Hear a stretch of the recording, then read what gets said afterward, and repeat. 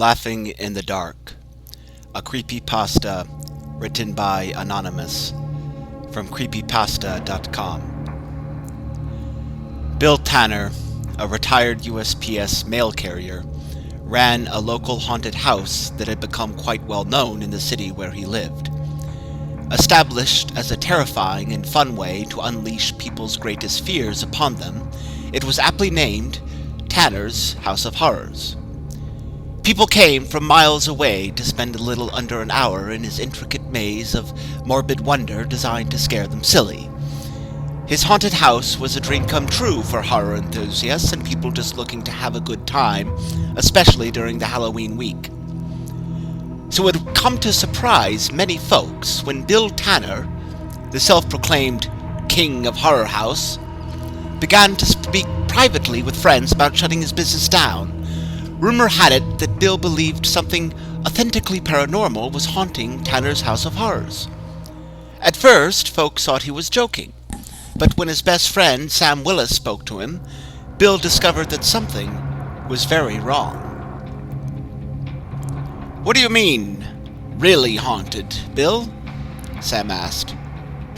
Bill shook his head, looking at the sandwich on his plate. "Like there's somebody in there, Sam," replied Bill. "Someone's sick."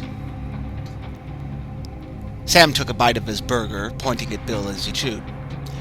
"You sure your haunted house ain't getting the best of you, buddy?" Bill looked around nervously. No.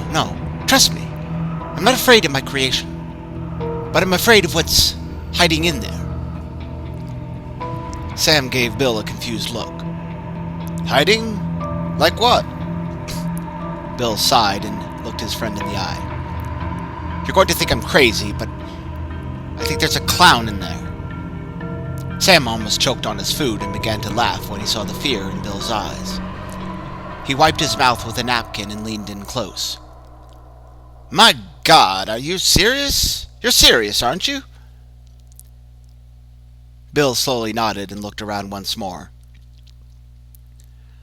"I wouldn't be telling you if I didn't think something was wrong. Hell, I want to shut the place down because I'm afraid of this damn clown. It isn't some person in one of my clown costumes, Sam. It's something else entirely. Some wacko." Sam took a sip of his lemonade and rested his hands on the top of his head. "So, it's a guy in a costume?" Bill downed the rest of his coffee and sighed heavily. "I don't know. All I know is he freaked me the hell out. He keeps getting inside the haunted house, and I don't know just how the hell he does it. I even called the police, but they couldn't find anybody in there. Deep down, I knew they wouldn't. I knew the damn maze like the back of my hand, and if I couldn't find that clown, I knew they wouldn't either. They couldn't do much anyway besides file a suspicious person report." Sam shook his head in disbelief and gave his friend a concerned look. "Halloween is tomorrow, Bill. That's your biggest admission day. What are you going to do?" Bill sat back in his chair and fiddled with his half-eaten sandwich. "Don't know. I can't let all those people down, but that clown scares the crap out of me, Sam. I don't know why he's in there or what he wants, but he seems to enjoy tormenting me whenever I'm in there. Thankfully, the customers haven't mentioned him, but I don't want to take any chances with that damn clown." "What about the staff? Have they seen him?" Bill shook his head, scratching his chin. "That's what trips me up, Sam. Not once. I'm the only one that seems to run into him."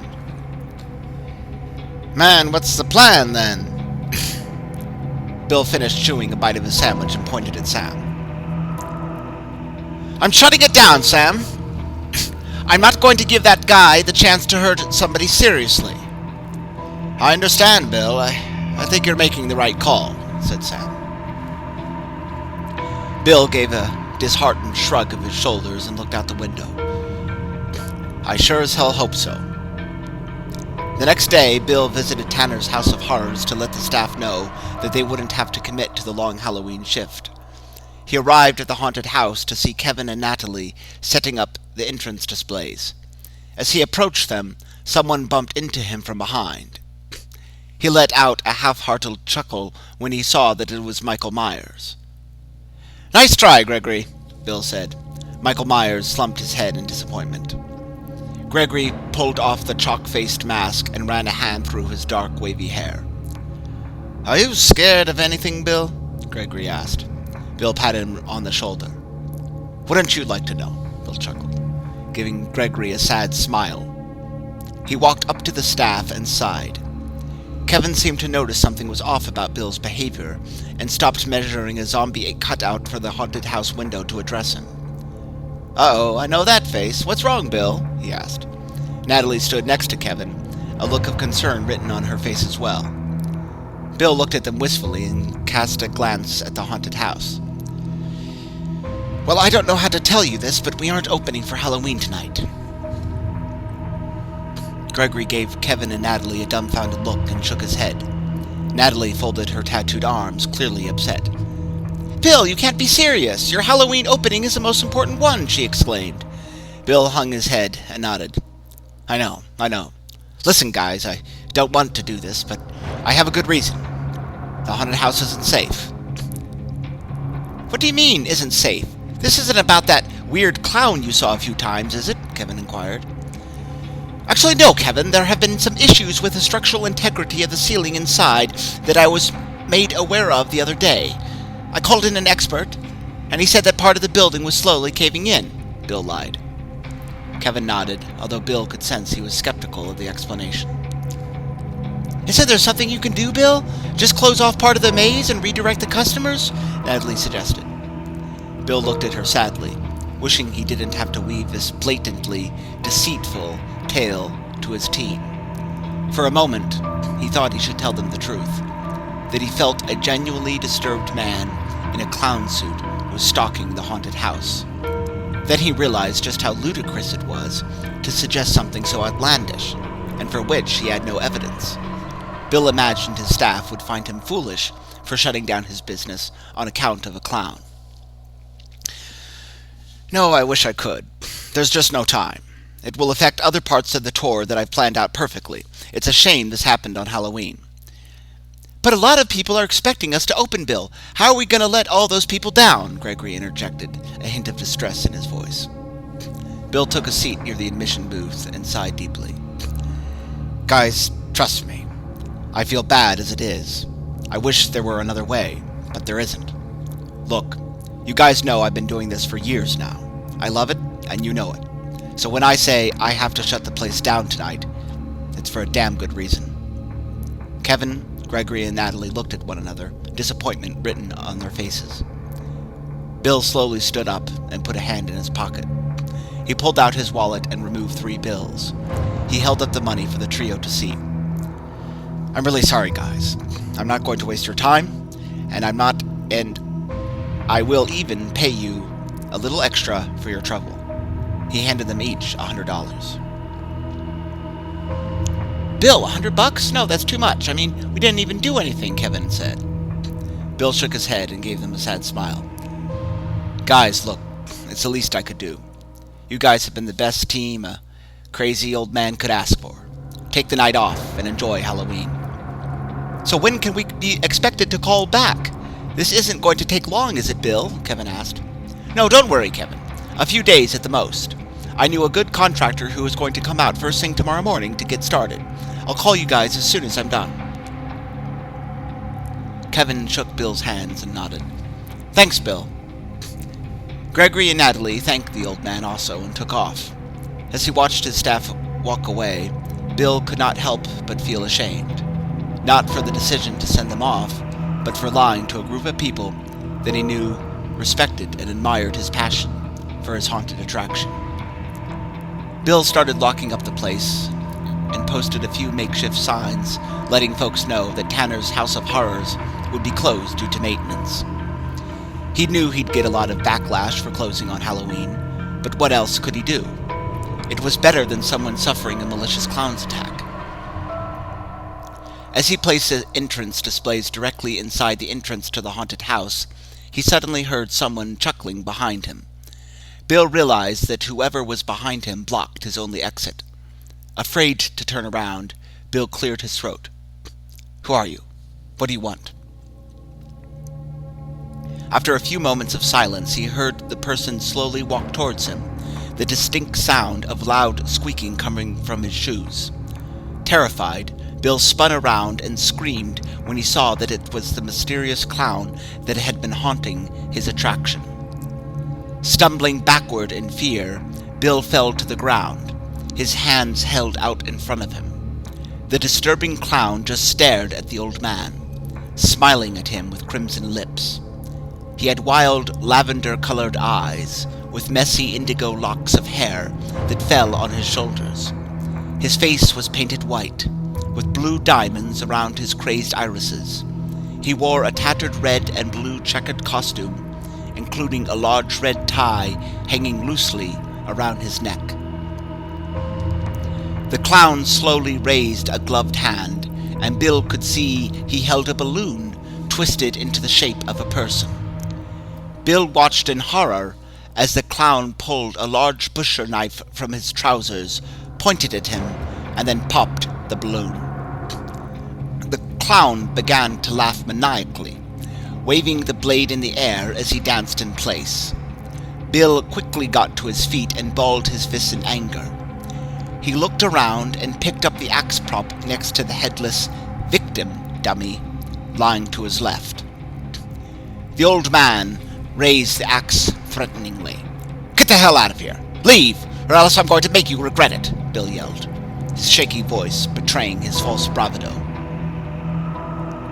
The clown stopped dancing immediately and tilted his head to one side. He wagged his finger disapprovingly and grinned. Just then, the clown reached behind his back and clutched the silver handle to the haunted house's entrance door. "Happy Halloween!" the clown yelled, laughing hysterically. The clown slammed the door shut, and Bill found himself in the darkness. Sweating with fear, he clutched the axe prop close to his chest, trying to locate the light switch. Reaching along the wall, he found and flipped it. To his surprise, nothing changed. Bill backed up against the wall, listening to the mad laughter of the demented clown that stood somewhere in front of him. All of a sudden, the laughter stopped. Bill shook and listened carefully, but he could hear no other sound but his own terrified, labored breathing. Just then, he felt the clown's hot breath on his neck, followed by a low chuckle. Bill closed his eyes, trembling from head to toe. "Just leave. I don't know what you want." After a few moments of the raspy, labored breathing on his neck, the clown finally spoke. "It's your turn to be scared," he said. Realizing that his very life was at stake, Bill swung the prop wildly over his shoulder and was surprised to find that the faux axe head met the clown's head with a sickening thud. He heard the demented clown moan in pain and crash into something behind them. Bill took the opportunity to run blindly in the dark, looking for the haunted house's entrance door. He yelled in relief when his hand found the handle of the door, but his relief evaporated when he discovered that it was locked. Breaking away from the door, he ran past back the crazy clown and into the haunted house maze. His only hope was to reach the exit door at the other end. Bill dripped sweat as he stumbled through the maze, feeling his way through the attraction. Without the faint dim of the hallway bulbs situated along the floor, the maze proved a bit more difficult even with his knowledge of the haunted house's main path. He quickened his pace when he heard a loud crash behind him, realizing the clown was on his heels. Stricken with panic, he accidentally tripped on something and collided with what felt like his life-size replica of the werewolf from An American Werewolf in London. The prop collapsed onto Bill, pinning him in the display corner behind a large artificial tree that he had designed. As he struggled against the werewolf's weight, he heard the clown whistling down the hall. Bill desperately tried to push the set piece off of him without drawing too much attention to himself, but he could not find the strength to escape from underneath the weight of the beast.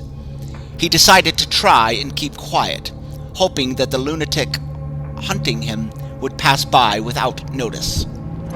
Squeak, squeak, squeak. Bill heard the sound of the clown's shoes as he approached methodically. Shutting his eyes, he waited for the clown to lumber past him. When the squeaking had gotten the loudest, it suddenly stopped.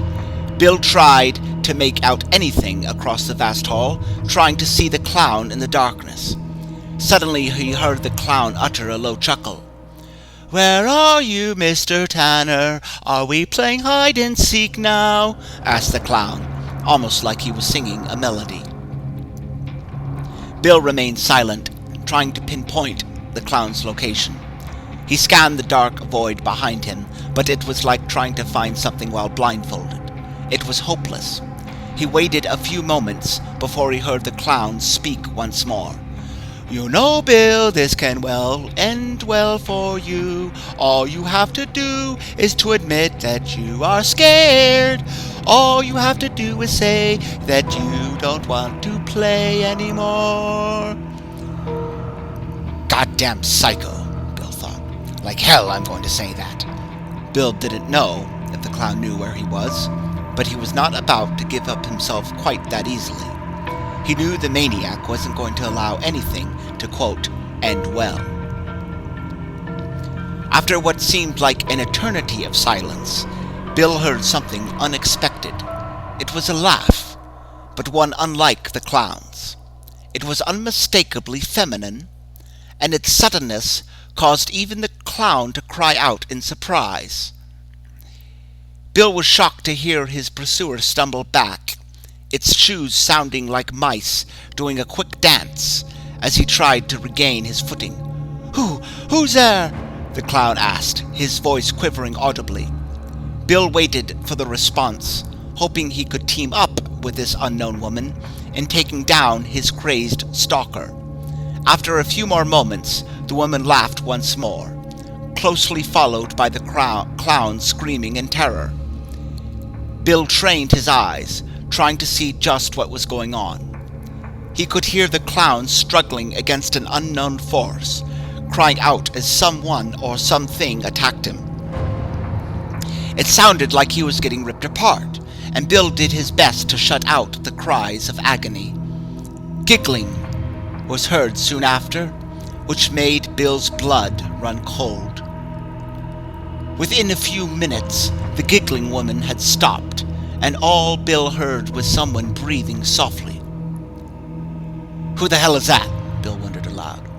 He went to war with himself over whether or not he ought to call out to her. He had not yet decided if it would be a good idea or a terrible mistake. For the next few moments, fear gripped Bill's body as he waited for whomever it was that had just murdered the clown to speak. Then an aura of light illuminated the hallway as Bill could finally see who it was that had done the deed. Standing over the fresh corpse of the clown was his female equivalent, her eyes as red as the blood streaming down her chin after apparently feasting on him. She had long, red, curly hair, and she smiled at Bill with crimson lips. She wore a green and red jacket with candy-striped stockings, gore-soaked white gloves, and dark red jackboots. Bill looked at the dismembered clown at her feet. What little remained of her face was frozen in a state of perpetual shock. The cannibalistic interloper cocked her head to one side and smiled at Bill as he stared at her, mouth agape. She skipped over to Bill playfully, arms behind her back. Bill struggled with every fiber of his being to get out of his vulnerable position, but flailed like a wounded seal, waiting for the jaws of a great white shark to consume him. The female clown stood before Bill, smiling all the while as he shook with fear. She raised a finger to her lips. "You have to be quiet, or else more will come." What do you mean more?" She laughed, and placed her hands on her hips. You thought he was the only one. Oh no, he was one of us. He's one of our kind. Your kind? What the hell are you talking about? Bill demanded. Our kind. The clowns. All of us that live in this haunted house. Bill shook his head incredulously. No, how can that be possible? She chuckled. You just have never noticed us, Bill, until you saw him. Now that you've noticed him, you can see all of us. Don't you understand? This place brought us to life. You created us. I didn't do a damn thing. Get away from me, Bill screamed. Why, Bill? You made me. The fear in this place made me. Your fear, specifically. Bill glared at her. I'm not afraid of you. She tilted her head, shaking her long red locks. Yes, you are, Bill. You know you're afraid of us. That is what made us. This environment helped breed us. Just get the hell away from me, interrupted Bill. Leave me alone. The clown shook her head. I'm afraid I can't do that, Bill. You're mine now. Bill motioned to the dead clown over her shoulder, craning his head. Then why did you kill him? Isn't he one of you? Why did you save me? She looked over her shoulder, staring at the bloody corpse of her brethren, turning back to Bill with a sadistic smile. I didn't really like him. Besides, I don't like sharing. Bill choked back a cry as she slowly stepped closer to him, her face full of deranged glee. Sharing? She giggled. Yup, sharing. I hate sharing my meals. The mysterious aura around her diminished, and the world faded to black once more.